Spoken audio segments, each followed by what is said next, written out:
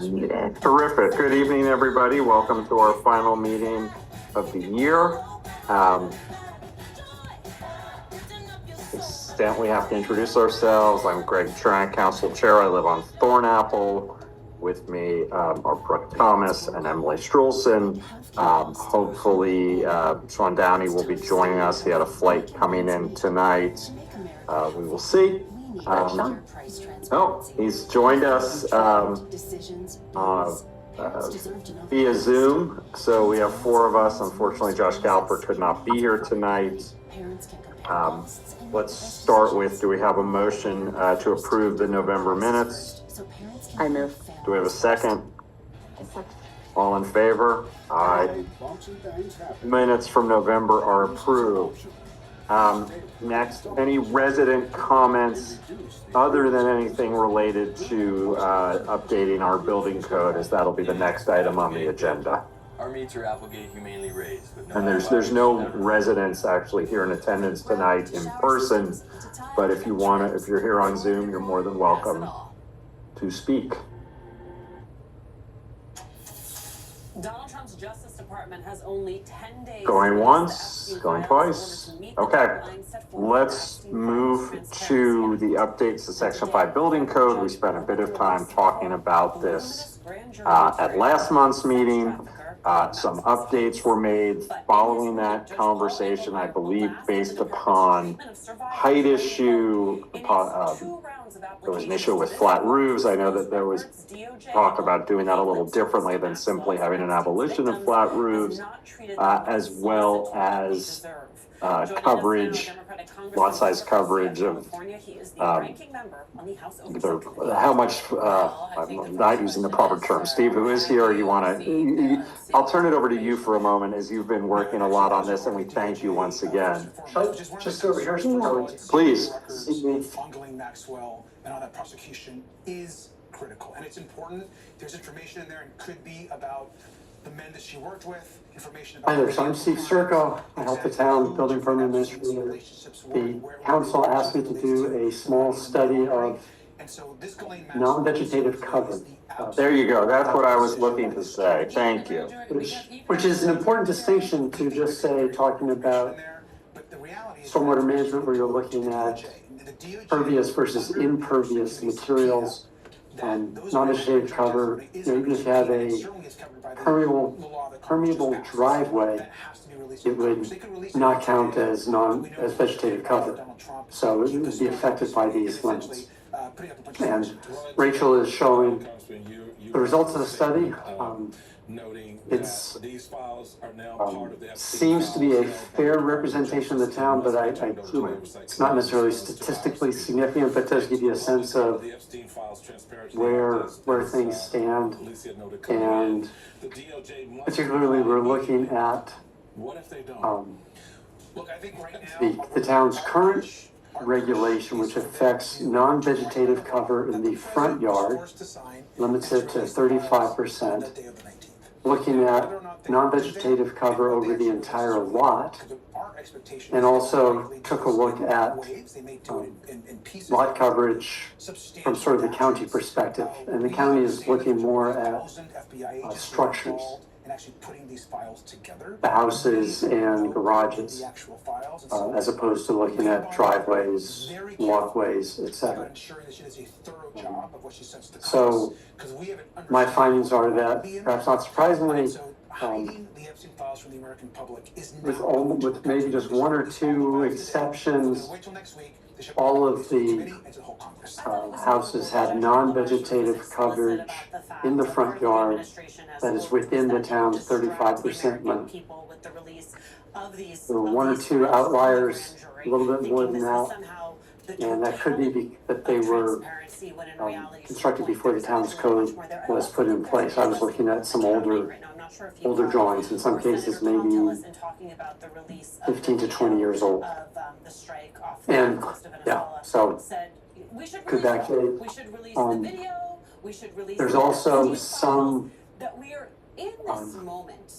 houses, I think they're on Williams Lane, that have a unique situation where the lots extend into the street, affiliation. So then it's a question I of have never the seen town's code that talks about before. non-vegetative And it feels coverage like in the front yard if talking about the street's video part of a lot. of this strike, whether you were talking And I might have about made some action calculations files, that there differently is than had been made momentum in the that past. clearly you have Um, cultivated and For won, the but it is overall lot growing in a way coverage, I'm not sure I remember one of the council members asked me I think that is absolutely to speculate last month on what I thought would be sort of an upper limit. And I hesitated, but imprudently offered maybe an upper limit of like 75%. But it turns out that actually all of the houses are well under what I feared, I guess, might be the lot coverage.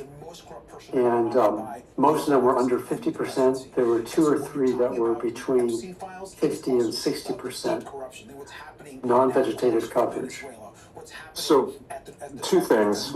First, correct me if I'm wrong, the proposal we're making for the front lot coverage is tracking the current county rule, correct, at 35%? There is. But it is, I'm sorry, it's keeping the one we have, I apologize. Yes. And then the proposal of doing 60% for the total lot, do we, and I may have asked this last month, and I apologize if I did, do we know if any of our neighboring municipalities have a rule at all? And if they do, the percentage? Other municipalities in the area do not have a total non-vegetative surface requirement. Thanks, Several, Ron. yeah, several have front yard, like Martin's Additions, Town of Chevy Chase. But yeah, this is a new concept that we're thinking of, given the potential impacts with increased density on the horizon. And that would be adopted in combination with the county's 30% building coverage requirement, which, as Steve noted, in Section 5, we're really not pressing that envelope, to borrow his terminology. We're asking Republicans to join us there because we're very thorough and understand I the survivors. would also, Banks, we need to ask the I would questions make the on observation or note that So while the overall lot coverage rules, I think are like in parallel with or supportive of the town's stormwater management concerns and concerns I've heard about stormwater in this section. very powerful and rich men that were investing in Jeffrey. Just a clarification, Steve, when you said looking at your chart, the ones that touched up against 60%, the few lots, but you're comfortable surveying the entire section, that there's not an outlier sort of beyond, or where are you just talking specifically about the plans that Rachel was able to pull for you? Talking specifically about the plans, but looking around the village, I have not noticed any houses that stood out as, wow, that house is so much more packed than the other houses in the community. So I think that's a fair representation. Okay. Emily, Sean, Brooke, you have anything else? Not right now, I'm not covered. Let me say this, and this is Just in general, on any of this, I think we should, unless, Steve, did you have more you wanted to talk about? I want to note one other thing about the town's front yard coverage rule. The town makes an exception or an allowance for porches in the front yard. So porches do not count against the front lot coverage, which I think is great, and that probably it certainly isn't keeping with the fact that there are many houses with front porches. I think it's I think it's an attractive feature of the town. I think that the council would need to decide if they wanted the full lot coverage to have that same exclusion for the porch. It wouldn't make that much difference one way. It wouldn't make a difference, would it, over a total lot, because you're looking at the full lot despite. A large porch might contribute 1%. What do you think sort of your committee? But that would still be covered, the porch would be included in a full lot coverage, non-vegetative number, correct? If A different- you wanted, that's what I'm saying, but for the front yard, it's excluded, so. Right. military. council could decide to exclude it also for the full lot. Oversight and our expertise is also to fight like hell to get the information. And so. But as you're suggesting, it doesn't, I don't think it makes much of a difference one or the other. I just want to, I mean, it could if you potentially, someone was butting up against that number and you were able to take the porch out of their overall calculation, that might allow them, for example, to do a bigger patio in the backyard than they otherwise, to be above. But I do appreciate the front porches in our section too, and certainly wouldn't want to do anything to discourage them. I think when we're looking at front yard coverage also, or full yard coverage, because we're not exempting any other structures to keep the porch in, might not be quite consistent with the rest of the, I don't know if that makes sense. yeah. But it's good. I mean, I do think it makes a lot of sense for the front yard piece. And I agree with that. I think having one of the features of the neighborhood is a lot of the front porches and people who spend time out there and wouldn't want to do anything that would discourage it. So I personally probably like the front yard limit as written. Best of detail and stunning 4K clarity. With Ring, you're always home for the holidays. Probably makes sense to be consistent so the calculations or the methodology isn't different. So we might think about then excluding porches from the total 60% as well. But wouldn't you have to make two calculations anyway, Ron? Yes, That's that's just true. adding it in as another, it would just be another step in your math. Okay. Like the front yard piece of it is written, it's focusing more, it's excluded more from by how you draw the boundary of the front yard and less, like if you look at the language. Yeah, front yard is defined as the area defined by the front lot line, the front building line, and the side lot lines, excluding areas covered by porches, roofed or without roofs, enclosed or open, steps, stoops, decks, and terraces, and for corner lots, both yards adjacent to a street. Right. So it's excluded based on that definition, which I think makes sense for us to then have it included in the full lot coverage. Okay. I also worry a little bit that for the full lot number that you would do something, you'd have unintended consequences of people front loading structures onto the front of a house and calling it a porch, because it's not included in the overall number. But, Yeah, it's a good point. Whether you put 10,000 or 100,000. Yeah, I think a 60% If it's less than 20 limit years old, provides a lot of covered with room for people, Plus, for homeowners to design what they want, to build what they want. anywhere in the country. Call right It would now just for free really quotes on limits any plan. Plus, large all parking of our areas. top-tier Well, elite benefits. large garages, $2,000 value, maybe. free. And all endurance plans come with a 30-day money-back guarantee. But you have to act now. Should we maybe talk about a couple of the other things that? Yes. Sure, yeah. I mean, if you'd like, I can run through quickly. Please, Ron. The differences between this draft and the last draft we looked at. Let's do that sounds that. great. Okay, yeah, there's 4 primary changes. The first is on page 3 in the definition of building height. I think it was Sean's suggestion that we expressly exclude weather vanes and similar projections. So we've done that in the definition to exclude weather vanes, antenna, flue, and similar type projections. Then on the top of page 6, there's the new requirement for wall plate height. So we talked last time about a potential prohibition of front roofs. Flat roofs. I'm sorry, flat roofs, thank you. And we have to think about what authority we have under the land use article, section 2509 of the Maryland Code, which says we can regulate massing, bulk, and scale, but we can't regulate aesthetics. So with flat roofs, I'm suggesting we borrow this provision from Chevy Chase Village, which was offered up by their land use planner in 2006, 2007, when they adopted their code, Nori Winter out of Vermont. And so the wall plate height restriction would say the measurement of a A wall plate is the structural member beam underneath the roof measured to the first floor elevation. And so that's a way to encourage appropriate massing based on roof design and would promote roofs that have less apparent mass versus a flat roof. So I think that's a good way to accomplish what we want to accomplish while staying within the guidelines of our So this would be a massing regulation essentially? Correct, exactly.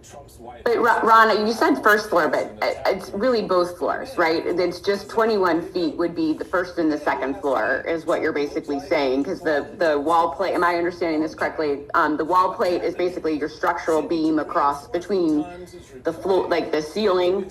So basically your second story isn't going to be any higher than 21 feet is what we're saying. So you'd have roof above that, but the second floor is the first and second floor are going to not be taller than 21 feet. Correct, yes, yeah. First and second, and you don't count, if based on the grade, you've got some exposed cellar or basement wall there. Yep, I think that makes sense. Yes. Then the next one, bottom of page 8, that's the new total non-vegetative surface area that Steve has discussed. And then also incorporating the county's building coverage requirement of 30%. So we would on the have, next page, correct? Yes. Yeah, bottom of page 8, top of page 9. So we would have essentially then 3 coverage requirements, but folks already have to comply with the county building coverage requirement, but having it in our code allows us to verify compliance as well. And then lastly, it's just a housekeeping edit. On page 9, Rachel's noted that we've got some antiquated language in our variance procedure. There's a requirement that notices be hand-delivered to abutting properties. Well, that's unique. I haven't seen that before. The common approach is just to mail notices and have notice in the newsletter or on the website. So we would delete the requirement for hand delivery and just mail notices instead. And I assume mail could be electronic mail? So, yes. If we have email addresses for everyone, Of course. yeah, absolutely. And then there's also the requirement here that a mail notice be sent to every resident in the village, which is also unique. The common practice instead is for notice to be sent to abutting and confronting properties only, not every resident in the house. It's a lot of paper and a lot of postage to send notices to folks that probably don't care much about a variance on the other side of the village. So we would propose to delete that requirement as well.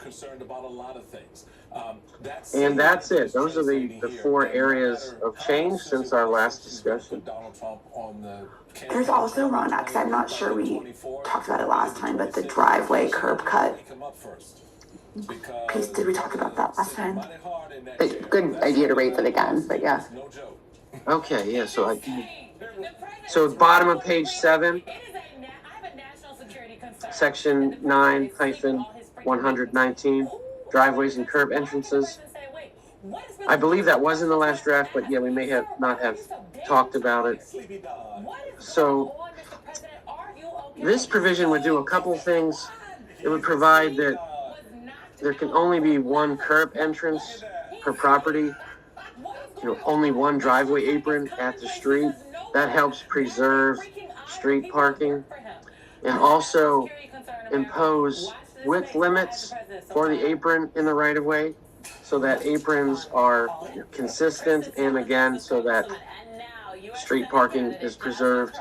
And then to set forth criteria that the council can consider when reviewing a request for a new curb cut, including the location of trees, location of public facilities, sight lines, and the like. For example, if someone's got a corner lot and they wanted to put an apron very close to the intersection, and the council finds that to be dangerous, you could suggest an alternative location.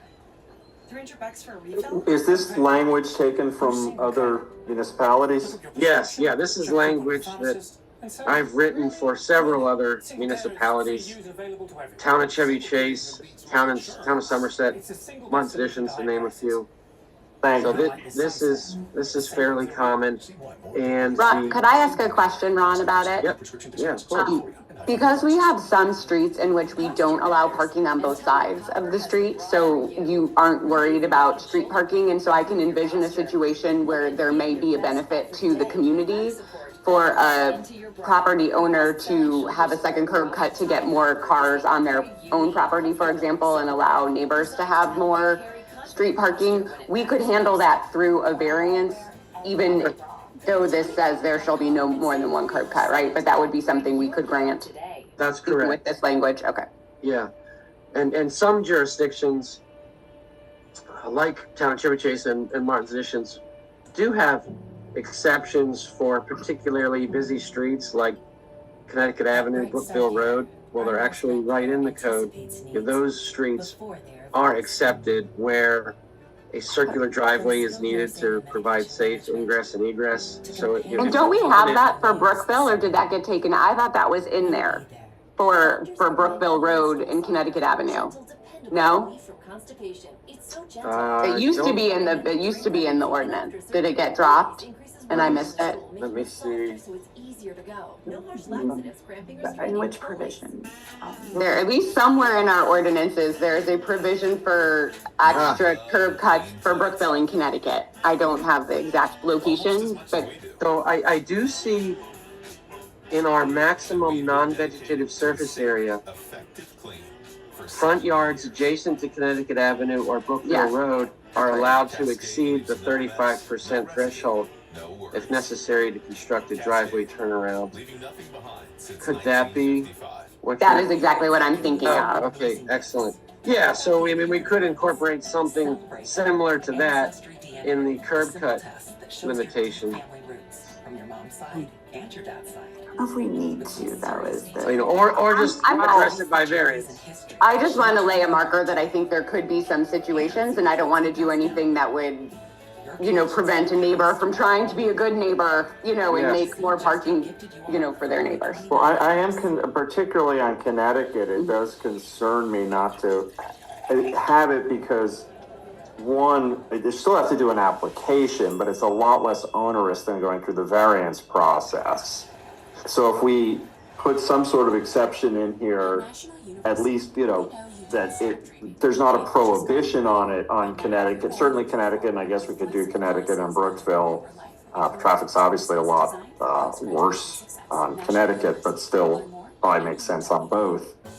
Then we can approve it as long as we think it meets the other criterion without going through the more detailed process. That would be my instinct. I can certainly give you draft language to think about. Terrific.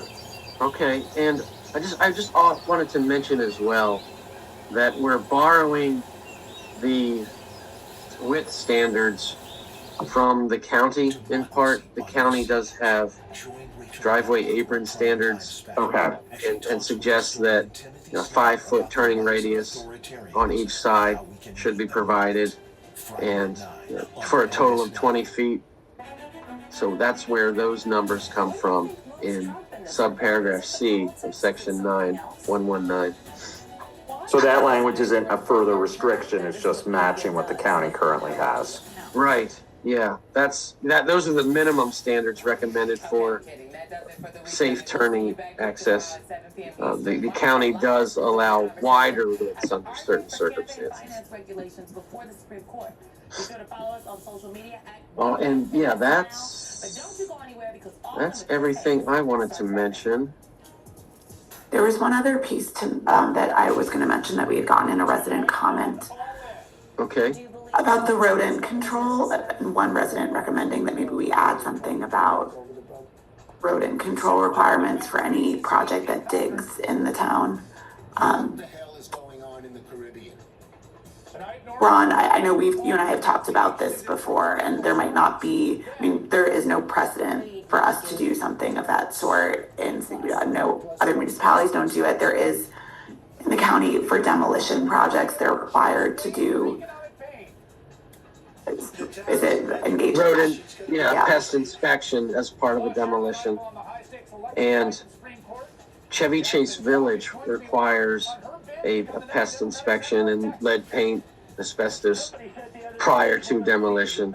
But I'm not aware of any jurisdiction in the area that requires a pest inspection for excavations. That would be unique in my opinion. I'm not an expert. I'm not able to say whether excavation disturbs rodent nests such that it's something to look at. I mean, I just worry you're adding a cost to a lot of projects that, for the most part, this has not been an issue. I realize this year we have had some issues. Thankfully, lately, it doesn't seem to have been a problem. At most, I think something that in the event a project is occurring that somehow it's determined this has triggered a rodent problem, that puts an obligation on the homeowner to do something.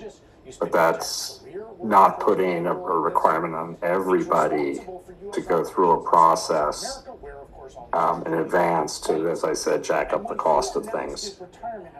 Yeah, I mean, I will also just highlight that to determine that one site in particular is the cause of that, that's a difficult thing to do. And It is. I wish that there were some, I mean, we'd have to set out some sort of standard that, Steve or some inspector would, Steve doesn't want to touch the rodents issue. It's, really the code enforcement officers Right.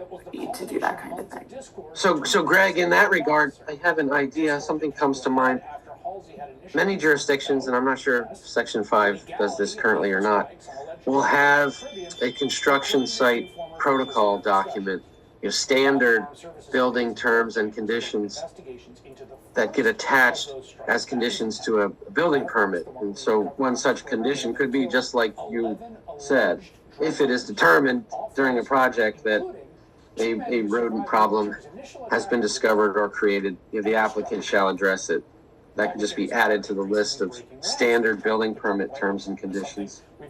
I like that. I like that too. I mean, would it even be possible to make the language slightly stronger without requiring everyone to do it? Just we basically are expecting you to keep your property rodent free as you go through this. Okay. Generally, keep it clean, maintain it in good shape. But yes, I mean, we could. Yeah, I like this idea more. I will say, when there was the issue and we approached, or the county came out to approach the property that maybe we thought could have been part of the source, we didn't need to pull out any requirements or whatnot. They did it and it wasn't a problem. So I think putting it in the protocol might be a good in between where it says So we've all been talking for a bit. Do any residents have comments, questions? I mean, for the most part, a lot of this is just either they're trying to track what the county does, but there are definitely some exceptions we've been talking about. We're trying to balance here, trying to make sure that there's certain density issues that are being addressed as possible increases in density are occurring, but at the same time recognizing we don't want to put crazy restrictions on us as well as everybody who lives here on what they can do on their property. Kevin is raising his hand. Hey, Kevin. I've learned how to use Zoom. How cool. I'm not at the meeting out of an abundance of caution of being in contact with a COVID person recently. So you're spared my presence. As I indicated in an earlier note, I missed the last meeting, so I don't know the background and all these nice edits off of your original concepts. I missed all that. I'm probably not the only resident. So if if I can get a quick summary of all the relevant parameters and where they came from, that would be very helpful. Then, of course, I'd reiterate for the next round, it does make sense to have, maybe it's a 2-pager because there's a lot of requirements here. For the residents to consider this, they shouldn't have to read 10 pages of print with strikeout. It should say, we adopted the setbacks from here, the heights from here, etc. Maybe a two line rationale, something to that effect. But for me, sorry, just go. So it's setbacks, the wall plane. I mean, it's pretty much 5 or 6 requirements. It sounds like. Maybe this is a Ron question. I think it is a Ron question. I can do that. Yeah, do you want me to do that now, or do you want me to write up an executive summary? I guess I'd like to hear it, and maybe I won't. Well, Kevin, that wasn't a question for you. That was a question for the council. I mean, if you could, Ron, if in 2 minutes you could go through the highlights. I don't think you need to go through every, for its place. I mean, just the main things we're trying to do here, and for those that are just tracking the county, point that out, and if there are slight variations on the county, point that out. Sure. Yeah. So the major changes are, right now, Section 5 in its building code only regulates front yard vegetative surface coverage and requires a stormwater drainage plan. Doesn't have height restrictions or setbacks. So this ordinance would basically adopt height restrictions and setbacks and some other things that I'll note quickly. So building height, this comes from several neighboring jurisdictions. There would be a maximum height of 33 feet to the highest point, 28 to the mean. Those measurements are 2 feet less than the county, but basically what the neighboring jurisdictions have adopted. And as noted in Steve's research, these limits aren't really being pressed in Section 5. Right. So this would be consistent with existing building types and character. Oh, and there would also be requirements of height for accessory buildings. Then wall plate height, which we discussed tonight. Were you on the line, Kevin, for that discussion? Okay. And then next is, and that comes from, I missed where it came from. I heard about that. Comes from Chevy Chase Village. Okay, fine. By way of an urban planner named Nori Winter out of Vermont. Next, setbacks. Front setback of 25 feet. That exists at the county level and neighboring jurisdictions. Side setback of 8 feet. That is 1 foot stricter than the county, but homes in Section 5 generally comply with that. And that's something that neighboring jurisdictions like the town of Chevy Chase Village, I believe as well, has. Rear setback of 20 feet. That's consistent with the county and neighboring jurisdictions. There'd also be setbacks for accessory buildings. And accessory buildings, similar to the county, would need to be set back 5 feet from the side or 5 feet from the rear. But Section 5 would do something a little different, similar to neighboring jurisdictions, and that would be to impose an additional 2 foot of setback if the building accessory building height is greater than 15 feet, or its linear width is greater than 24 feet. So as accessory buildings like a detached garage or an accessory dwelling unit, as they get bigger, they need to be set back more from the rear and side. What's the height limit on an accessory building? So for the 5 foot setbacks, it's 15 feet, maximum height of 15 feet. You're allowed to go over that, go over the 15 feet, but let's say it's 16 feet, then your setbacks become 7 feet from the rear and side. So that additional 1 foot of height creates an additional requirement of 2 feet for the setback, if that makes sense. We think that's enough for an ADU? Have we thought about it? Well, yeah, I'll leave that discussion for you and the council. Let me run through all of Why don't you the, finish the others? Yeah. the requirements. Certain things would be exempted from the setbacks, like ADA access ramps and wheelchairs, cornices and eaves.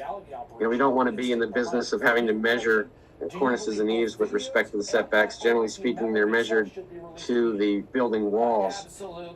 Air conditioners, heat pumps.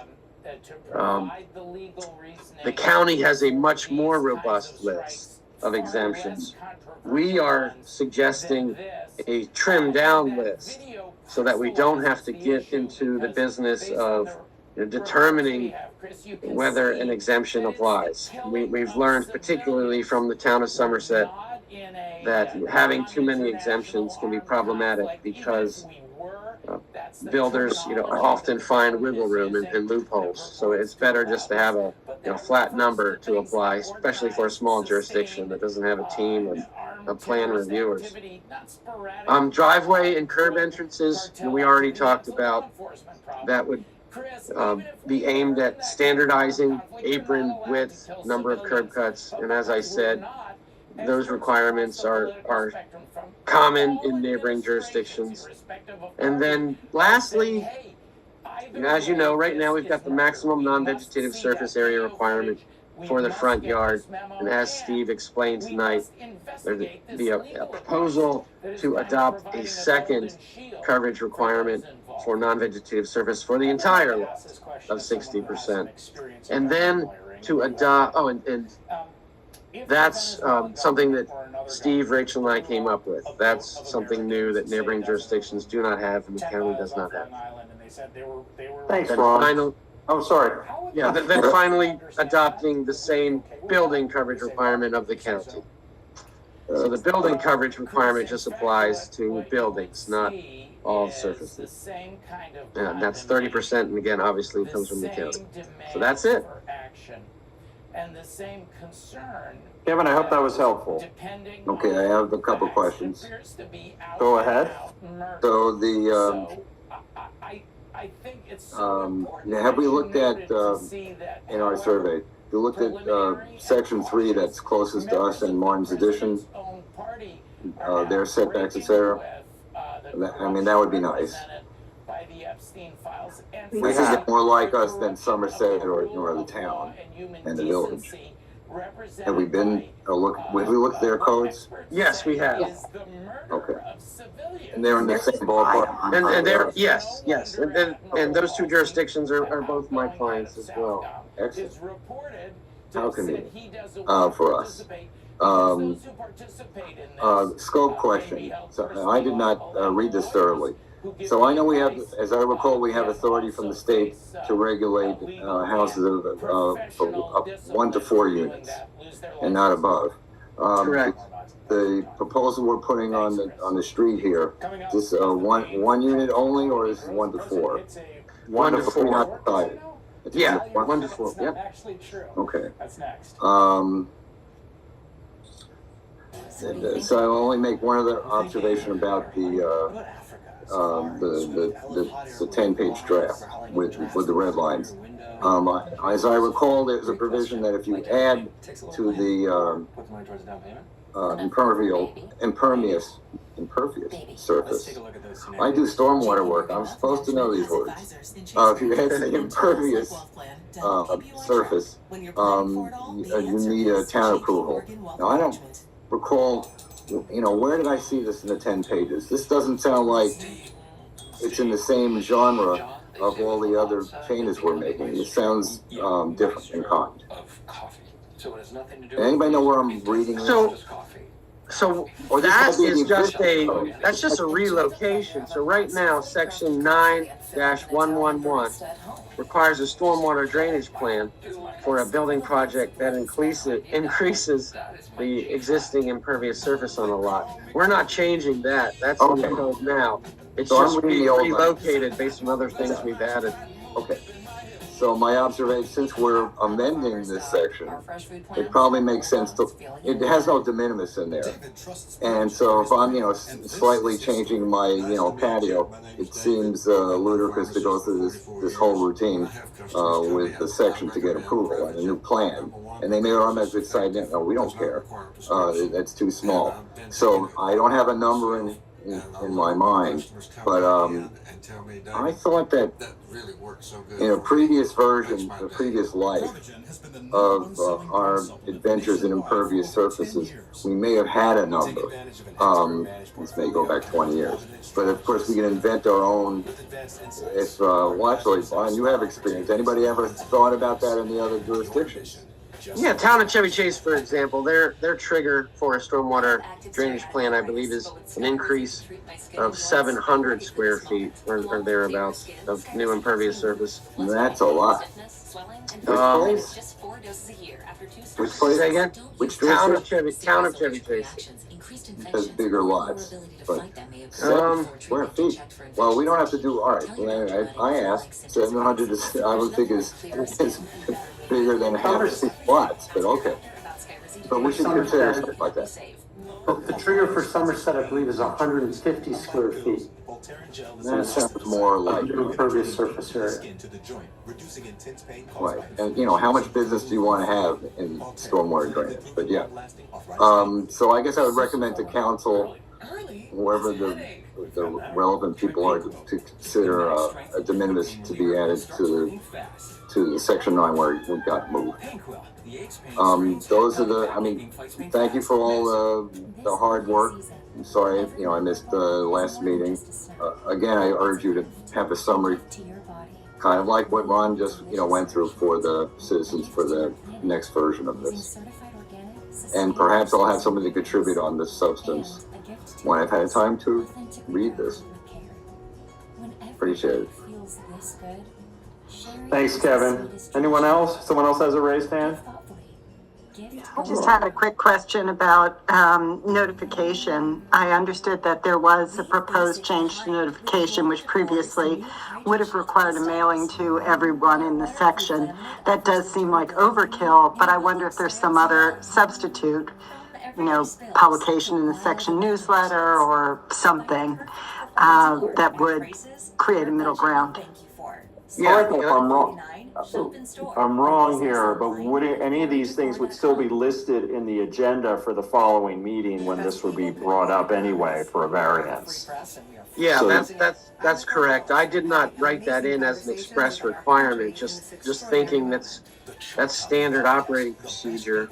The variances will be listed on the agenda, and often they're mentioned in newsletters as well. So you so everyone would be, everyone would get notice of this. It just would be in the form of part of the agenda. So it's not as if people would be unaware this is happening. You could request a note, like after seeing it in the agenda, you can always request the record from the town manager. Okay, now what grade do you think? Is that helpful, Laura? Would give himself? Yeah, I do want to talk about. I think it's useful to know that, and it might be useful to note that to the extent the summary is going to advise people that the notification will be discontinued. Trump, of course, is desperately trying to revive his economic standing with voters, but the country's just not having it.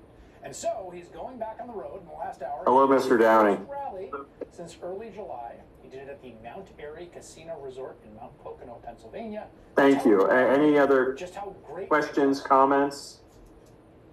They say, he doesn't realize prices are coming down very substantially, but they have a new word. They always have the new word is affordability. I think at this point the next step should be to introduce this. I think we should just amend to add the second curb cut issue for Connecticut and Brookville. The only thing I want to be, they can still get, as it's written, they'd have, so you're basically would potentially not be requiring a variance for Connecticut or Brookville. But they still would require approval, as anyone does for a new curb cut. It's just a much more informal process. Okay. I'm just wondering if a larger building would John Tester is on Connecticut Avenue Senator from Montana. if we want to have a variance required. Oh, I hear what you're saying. Few things in politics that I've covered have so I think I would probably Ron, let me ask you a question. In terms of the curb cut rules, would those also not apply to units of more than 4 units? Yeah, the curb cut requirement applies to the lot, not, regardless of what building is on the lot. Okay. Or So maybe buildings. so maybe we keep it as is then. I think so. I would, yeah. Farm their product. What do you think about this version of it? Can I do actually have one more question that we didn't that I still just want to make sure on page 9 in the developmental nonconformities. Yeah. I just want to understand not replaced. So I'm thinking about someone who has a screened-in porch that's rotted and they need to replace all the, what is the standard, Ron? Or I'm just trying to, but that would also mean as this written, say you had a screened-in porch, you could not put glass windows in it as we've written it now. Is that correct? Like if you wanted. Yes, that's right. So with respect to developmental nonconformities, the council can decide which approach they want to take. Generally speaking, developmental nonconformities, which are things that were lawful when built, but rendered nonconforming based on changes in the code. The council can decide, should they, as is common with land use principles, made to be eliminated over time. So generally speaking, with code changes, nonconformities are meant to go away over time in favor of the new public policy supporting the code changes. So that is how this is written. Developmental nonconformities are allowed to remain. Obviously, they don't need to be removed upon adoption of the new code, but the public policy would recognize that if someone is going through the cost and expense of replacing a nonconformity, they ought to be able to replace it in conformance with the new requirements. And if not, then they can seek a variance. On the other hand, if you wanted to go a different route, that would be grandfathering. So grandfathering is when the provision would state, notwithstanding these changes in the law, if you've got something that's nonconformity as of day one, you're allowed to keep that in perpetuity. And if it gets rotten wood that needs to be replaced in its entirety, you can do that within the same footprint. That would be grandfather. So those are the two general approaches. As currently written, the first approach would apply. There would not be grandfather. I guess my opinion, and so I'm speaking just for myself, is that if we're trying to, I think my hope for this is that we are encouraging people to keep the lovely homes that are in Chevy Chase.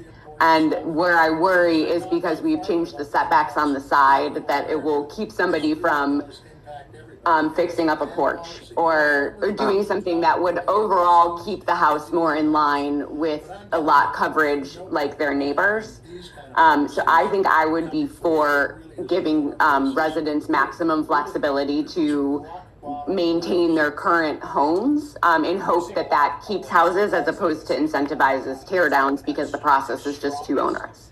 Okay, yeah, so, and I should have mentioned that this approach has somewhat of a middle ground built in.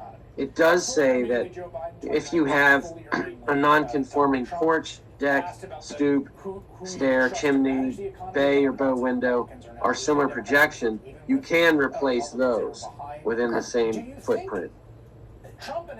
Okay. But you can't tear down the entire house and rebuild it within the same footprint. As long as we're giving folks flexibility, I think it's important to give folks flexibility and to not drive up costs on people who are trying to maintain their homes. I don't want to create a perverse incentive to abandon those projects. Yeah, that's a good point. People are experiencing another. That's a good point. That's going to be the impact. I think that's my last. Economy stupid is what they've been about for a long, long time. And we can still make edits, obviously, next month. And I guess too, just Kevin, your point about making sure people understand, does everyone understand what the non-vegetative, so like turf would be non-vegetative coverage, for example. Even something like gravel, that is a pervious surface, but that would be considered non-vegetative. And just when you're saying turf, you mean artificial turf. Artificial turf that some people put in their backyard. Yes, thank you, Greg. Just so grass is vegetative. Grass is vegetative, yes. Real grass would be vegetative, but just, if you're looking for just things to think about, I think that would be one. Pavers would be considered non-vegetative, even though they are a pervious surface. But people are understanding that distinction. Right, do we have a motion to introduce this? Former Senator John Tester. Thanks so much for spending some time. Sure, I'll move. Second? All in favor? Aye. Aye. Ayes have it. As much power as possible. Next. And this again will be finalized to be voted on at our next meeting in January. Emily, community events. Just one second. Oh, thanks, Ron. I realize there's formalities I'm not doing correctly. I just wanted to make sure that there are 30 days between now and the January meeting. There are. Okay, because we do have to send a copy of this to the county, and the county has to be given 30 days to give us their comments. Their comments aren't binding, but state law says we have to ask for them and consider them. Well, our next meeting is not for 36 days, so we have. Perfect. For building code updates, Ron? That's just for building code, yes. All right, I'll touch base with you tomorrow about this. All right.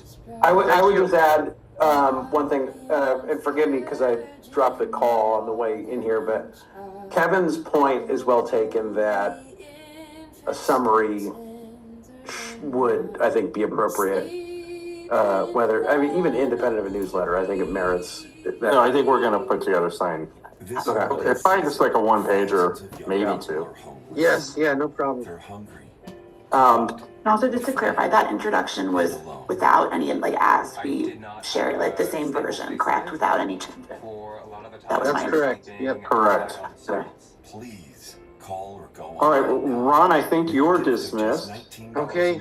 Thank you, as always. Have a wonderful holiday season, and we'll see you in 2026. Steve, same to you. Thank you so much for your time and work, both of you. And I turn over to Emily for any updates on community events. We are looking at doing some soliciting of the neighborhood for canned foods, clothes, toys. We'll be collecting at our house, and we're partnering with St. John's College High School. One of their organizations are going to package it up and bring it to Wider Circle. So we're both tapping into the teenagers of the neighborhood as well as adults to gather things for the holiday season. So that'll be our last thing for this calendar year, and then we're looking into a authors panel probably in February here at the Village Hall, and then beer tasting in March, the Lost Bear event in the spring. Anything else anybody wants to do? We're also engaging with some local women who coordinate events in the community. Kate Chuckles, so she'll be part of our conversations looking ahead. Terrific. Thank you. Rachel, I'm going to turn it over to you. I'm going to ask you, please try and keep it as short as possible, not because we're trying to rush you out of here, but because, as I think people can tell, you have a bit of a cold, and I don't want to kill your voice. So be as circumspect as you can in deciding what to, or be as, probably a better word than that. Just be thoughtful in what you think you need to say versus what you can skip over tonight. Well, for the financial report, just wanted to update you on the CDs. I withdrew the 100,000 that was in the M&T 13-month CD. So that's now in the B of A checking account used for Leland Court. I updated the signatories at 2 additional banks, United and Forbright, and there are just 2 more that are left. And then I wanted to ask the council to vote on, because there are 3 or 4 CDs at 3 banks that are maturing in the next month. So I'd ask you to vote. I'd like to withdraw those funds and then do the same thing, put them into the account. And ultimately, in the next few months, I think we can take a step back and look, how much of that do we put into CDs at other financial institutions, or can it be used for Leland Court? But in the immediate term, I do propose withdrawing the funds from the United CD, the 2 that are at Atlantic Union Bank, and the one that's at PNC, because those are all maturing in the next month and a half. So I will so move. Do we have a second? Second. All in favor? Aye. Approved. Thank you. Now we'll look at the statement of financial position. There's not a lot to highlight, but strategy here is with all these CDs, we're going to be whittling down the number of CDs and different financial institutions, hopefully, to have some consolidation. I guess also just the bottom line to point out that we are up considerably from last month, just because we got our November income tax distribution, which was significantly higher than last year's, than 2024. So it was 508,000. Whereas last year's up over 60%. So last year's was 309,000. That is welcome news. We will go now to the P&L. Again, there's not a whole lot here that's new other than the income tax distribution. There are also some additional Halloween reimbursements, so that's a bit up from last month, but reimbursements that came in over the last month.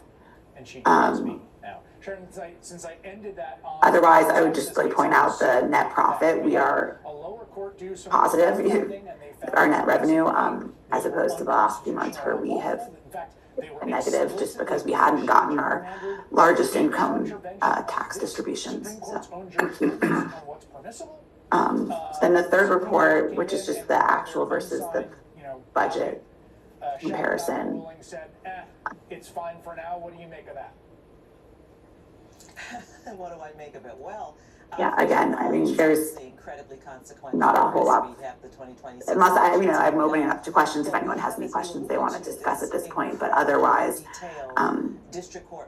we've got this large income tax distribution. This is usually our largest of the year. So these distributions are unknown. Who knows what will happen for the rest of the year? But at the moment, we're in a good position. Thanks, Rachel. Any questions on the financial report? To get a partisan advantage. Remember, this is the redistricting of the Texas congressional seats called for by Trump, who called. We're getting to that. That's not here. That's not part of the financial report. That's in the manager's report. We need 11,000 more votes. This is his attempt to. Okay, why don't we move to the manager's report? So the first thing I wanted to bring up, which we had discussed last time, Pat Zeller had brought this up, where there's the intersection at Thornapple Street and Brookville Road. There is the sidewalk ends basically here. And so if you have a stroller, you're not able to, you have to go in the street essentially. So I talked to Jason Azar and Bill Lawal with Chamberlain because he was dropping off the contract. So I just asked him about it. There are kind of 2 approaches we can use for this. One, we can address the south side of the street and add sidewalk here. There are challenges with that. One, this Pepco pole.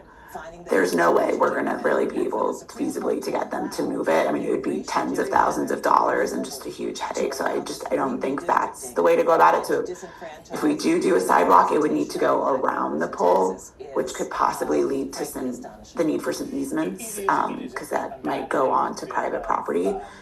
there also is the concern where if we have a sidewalk that doesn't end at an intersection, we really should probably be putting in a crosswalk as well, rather than just ending the sidewalk there without a way for pedestrians to get over to the other side of the road that does have a sidewalk.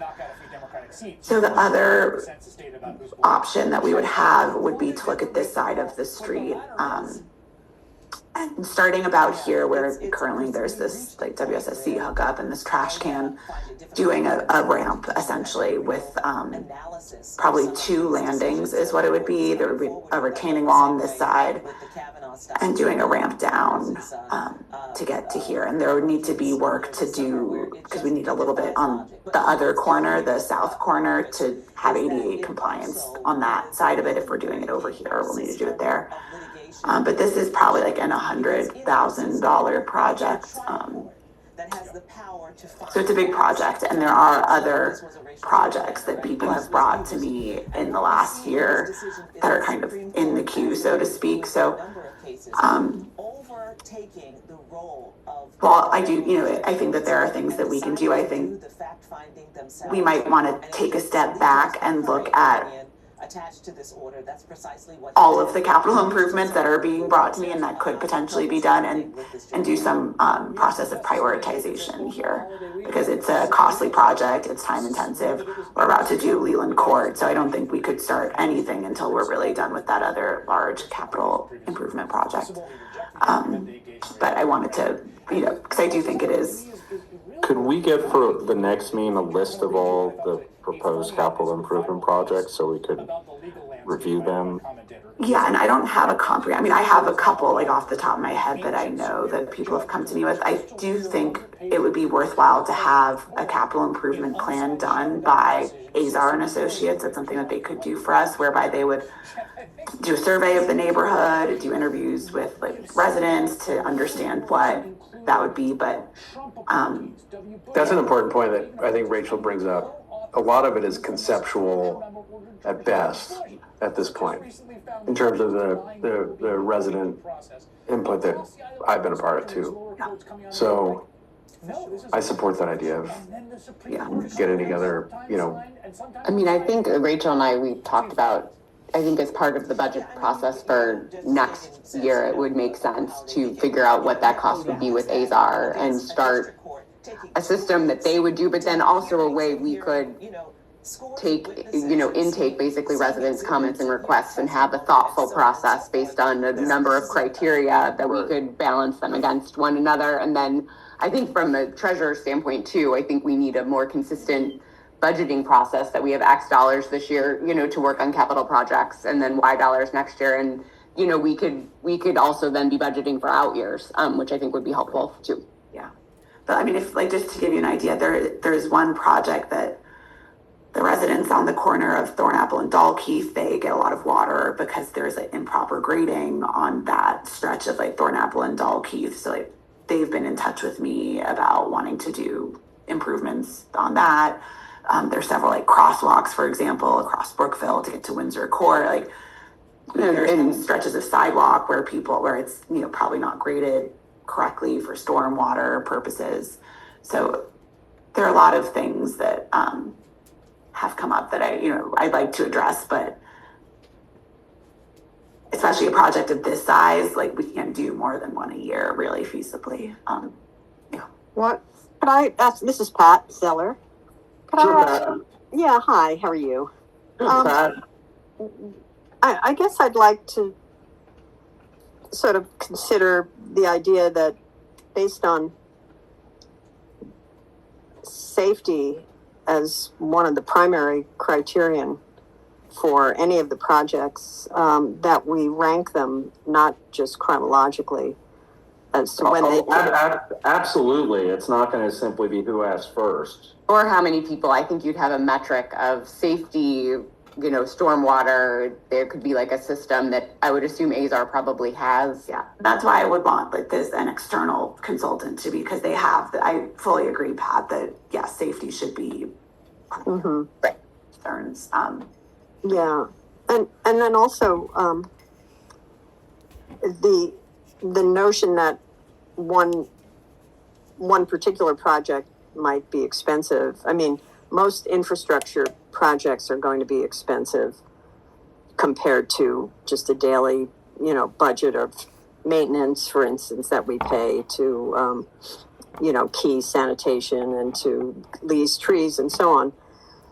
So I think, you have to sort of adjust your expectation of what a project's going to cost and its true value in terms of how to approach it. And because of the really vast amounts of money that we have, I think, coming up with a logical plan, what we think is a competitive price based on, bids being solicited and so on, is a reasonable approach, and then consider how that fits into the overall plan. But I don't think, I don't think there should be a limit on the cost.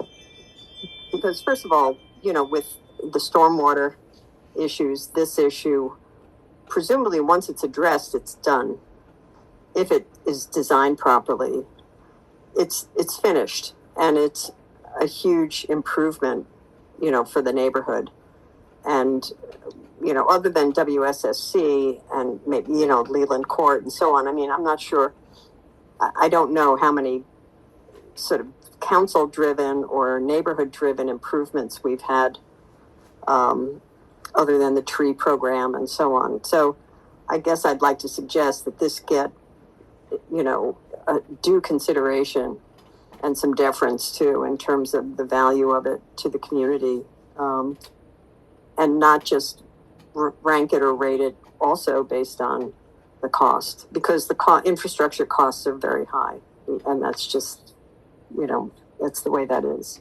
So that was all. Sorry. Thanks. No problem. Thank you, Pat. No, what you're saying makes a lot of sense. Yeah, and to go, I mean, I don't think that we're saying, there's a limit in terms of like cost. I think we all agree that like there's a cost to this, and that's why we have these reserves, and we should be spending them on these types of capital improvements. It's just, it's a big undertaking, and we want to do the processes that are necessary to do it well. So yeah, well, the sidewalk, I mean, I appreciate the fact that there's complexity to this, and it might be appropriate to have a conversation or a meeting with the homeowner or homeowners, if there are two involved, if the sidewalk would need to go around the pole, because that would be the least expensive way to do it. We still have the issue, as you're indicating, Rachel, of dumping people, once that sidewalk ends 3 houses down. So that is an issue, obviously, that needs consideration. But yeah, it is, it would be a big change. But if it's done right, on the north side, let's say, I think that would really be nice. That would just be a huge benefit for everybody. So yeah, it's complicated once things get built. All right, go on. And then I'll also just mention, because it was mentioned last meeting, there's the pole on Brookville that's in the middle of the sidewalk. I talked to them when, both Bill and Jason, when they were in the neighborhood. It looks like it's probably a structural pole, which means they might be Petco might be a little more amenable to moving it. It's not going to be without a cost, but it is better than if it had electrical hookups to attach to it. So it's something I'll keep in the queue of projects I'm trying to look into and address. But that might be a more straightforward one for me to do. The next thing I wanted to bring up was. Do you want me to read it if there are your notes? It's clear enough? I think I can, unless it sounds really bad. No. I just don't want you, to cause serious harm. Oh, it's okay. So the next thing I wanted to bring up was that there's currently a property for sale in Section 5, 3700 Underwood Street. And I have wondered if maybe this would be a property that the council would want to acquire for a town hall type building. It is not inexpensive. It's currently listed for over $2 million, but in terms of location, it's a great location. I think that it would be a great hub for community events, to have our meetings there. There would be like some cost savings in terms of our storage unit and other, other pieces of it. But, there are operational costs also. Yes, we have money in the bank, but that is for these capital improvements that are going to be coming up over the course of the next few years. So it does seem like an interesting opportunity. I don't think unequivocally that it's something, I'm not pushing for it 100%. This would obviously be something that we want to hear from residents about, want to hear from the town council about, but I think it could be an interesting opportunity to look into. Yeah. I think we'll have to discuss this in the coming weeks. I don't think tonight, right now, is the time. I like that this is something you want to prioritize, though, because I think we are lacking in this space, our community, and we will certainly feel a difference in how our community operates if we are able to have space. The village or the town of Chevy Chase, or even Section 3 has that gazebo. I mean, we are just missing that anchor, and I like that that's something that you're prioritizing or considering seriously. Yeah, I agree, and thank you. But I also want to highlight that this would increase the scope of our government and like what we do. So that's like a serious consideration for the council to be thinking about. Like this wouldn't be like we'd have to change the way we operate significantly to be able to sustain and maintain a property of our own like that. So it would be a significant change to how we do things. But it is for sale, and it is an opportunity to consider. And so we can bring it up again in January. But yeah, and I think there are a lot of considerations there. I mean, there is clearly some attractiveness to it. On the other hand, it is right in the middle of a residential area. Would it create parking issues? Would it create, we're struggling with parking mightily. What other kinds of considerations would come into play there? I'm not, it's a fair question, Laura. I'm not sure parking would really be an issue because I don't think we'd be talking, about having regular events there. To the extent there are events, it would be no different than the events we're currently having, I don't think. Unless we wanted to rent it out, like say, someone could rent it for a music, but I think it would be mostly for residents, but it's definitely something to think about, but I don't think it'd be a regular increase in traffic. This is the yellow house on Thornapple Place in London Street. Yeah, so it's been sitting for a while. Yeah. It's a big lot, too. It is a big lot. And it's a side, lot, so I don't think that the emphasis here would be on use of outdoor space, so like noise-wise, I don't think that would be a concern for surrounding neighbors. If we really keep it like a town hall, people can rent it out for a kid's birthday party, or we keep the kitchen, so if someone wants to host a dinner there, they can rent it out. But so it'd also be a service for residents to be able to utilize. But room for a dog park? We've learned from our neighbors that a dog park is not. Yeah. Okay. So I'll bring it up. Even a tot lot, even just a tiny little climbing area for toddlers, 0 to 5, something, these structures. Yeah, I think we get a little bit into the outdoor noise and the question like from surrounding neighbors if we did do something like that, if we had emphasis on outdoor space, understandably, but I think the point of this is we would need resident buy-in, and we'd want to hear what residents. Absolutely. So if that's like something that seems, Well, I'm glad you raised it. I agree. All right. And a quick thing is just to acknowledge that for elections, the 3 documents were adopted at the last meeting. They were circulated. all the necessary steps, such as there was a Washington Post publication or notice that had to be published in the Washington Post. That was done, but they will become effective on January 6th. And I will send the necessary documents to the Maryland Department of Legislative Services. The other thing to bring up is that in the election rules, we should start soliciting interest in the election board for the upcoming election. So I'll probably send out maybe an email to residents, solicit, feedback, or not feedback, but interest for who wants to do it. I'll put it in the upcoming newsletter, but wanted to see, does that sound reasonable to everyone? And we can evaluate at the next meeting. Great. Yeah.